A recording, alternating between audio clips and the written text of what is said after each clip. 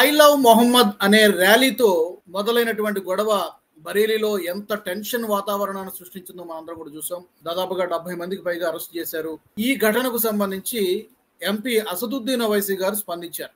కొంచెం లేటుగా అయినా కూడా ఆయన ఏం మాట్లాడుతున్నారంటే, ఈ దేశంలో ఐ లవ్ మోదీ అనొచ్చు, తప్పులేదు, కానీ ఐ లవ్ మహమ్మద్ అంటే తప్పేం వచ్చింది, ఎక్కడికి తీసుకుపోతున్నారు ఈ దేశాన్ని, మీరు ఏం చేద్దాం అనుకుంటున్నారు అని క్వశ్చన్ చేస్తున్నారు యోగి సర్కార్ని. అలాగే ఇండైరెక్ట్ గా మోదీ సర్కార్ని కూడా క్వశ్చన్ చేస్తున్నారు. ఇప్పుడు ఐ లవ్ మొహమ్మద్ అని ర్యాలీ చేసినా, లేకపోతే ఐ లవ్ మొహమ్మద్ అని పోస్టర్ పెట్టినా కూడా ఎలాంటి తప్పు లేదు. తప్పుని ఎవరన్నారు? యోగి ఆదిత్యనాథ్ గారు ఏమి అనలేదే. గొడవ ఎందుకు వచ్చింది? ఈ డెమోక్రటిక్ కంట్రీలో ఐ లవ్ మొహమ్మద్ అనండి, ఐ లవ్ మహదేవ్ అనండి, I love Yogi, I love Modi, ఎవరికి నచ్చిన లీడర్ని వాళ్ళు ఇష్టపడతారు, క్యాంపెయిన్ చేసుకుంటారు, ఎవరికి నచ్చిన దేవుడిని వాళ్ళు పూజిస్తారు. అలాంటి సమస్య లేదు.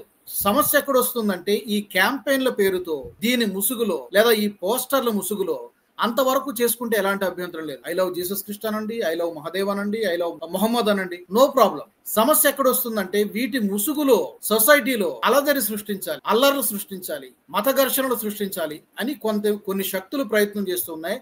ఆ శక్తుల్ని మాత్రం, అది ఎవరైనా సరే, ఏ మతానికి చెందిన వారైనా సరే, ఊరుకునే ప్రసక్తి లేదు. చాలా చాలా కఠినంగా వ్యవహరిస్తామని చెప్పి యోగి ఆదిత్యనాథ్ చెప్పారు. ఆ ప్రయత్నంలో భాగంగానే ఒక 70 మందినో ఎంతమందినో అరెస్ట్ చేశారు. ఇప్పటికీ కూడా ఆ బరేలీలో టెన్షన్ వాతావరణం కనిపిస్తోంది.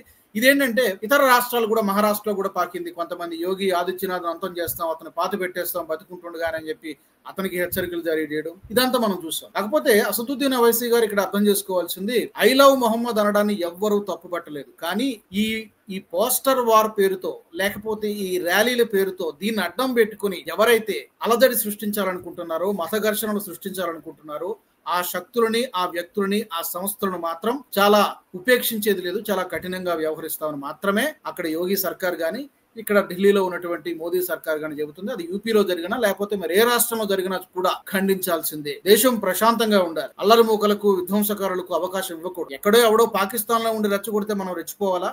మన దేశాన్ని రక్షించుకోవాల్సినటువంటి అవసరం, ప్రశాంతంగా ఉంచుకోవాల్సినటువంటి అవసరం ప్రజలుగా మనకు లేదా? ఇది ఆలోచించాల్సినటువంటి అవసరం. అసదుద్దీన్ ఓవైసీ గారి కామెంట్స్ పట్ల మీరేమనుకుంటున్నారు? మీ అభిప్రాయాన్ని కామెంట్స్ లో